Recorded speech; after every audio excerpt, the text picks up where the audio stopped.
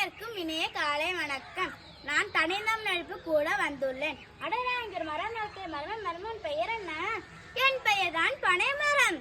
ஓ அப்படியா? உன்னால என்ன பயன்கள் இருக்கு? நிறைய பயன்கள் இருக்கு. எங்க சொல்லி கேட்போம்.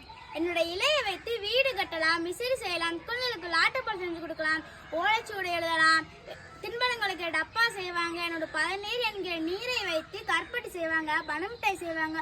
சக்கரை அளவை கட்டுப்படுத்தும். ஓ அப்படியா? ஆமாம் ஆமாம். ஆனா நாங்கெல்லாம் இப்ப வெள்ளை சக்கரை தானே பயன்படுத்துறோம்.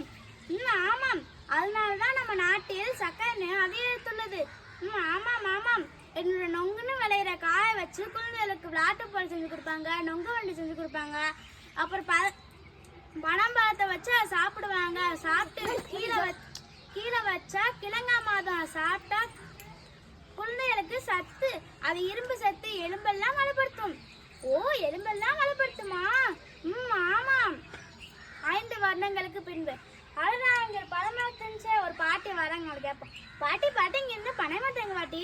அதுவாப்பா, பெரிய பெரிய பில்டிங் கட்டலாம் அந்த மரத்தை வெட்டிட்டாங்க. ஓ அப்படியா? ஆமாப்பா. தூரத்துல மரத்தை நாட்டு போய் பேசுவோம். மரமே ஏன் உங்க எல்லாத்தையும் வெட்டுறாங்க? பெரிய பெரிய பில்டிங் கட்டுறாங்க. ஆனா என்னுடைய பயன்கள் தெரிஞ்சு வெளிநாட்டுலாம் நட்ட ஆரம்பிச்சிட்டாங்க. ஓ அப்படியா? ஆமாம். சரி, நானே எங்க ஊர்ல போய் சொல்லி ஒன்று சொல்லி. சரி. மழை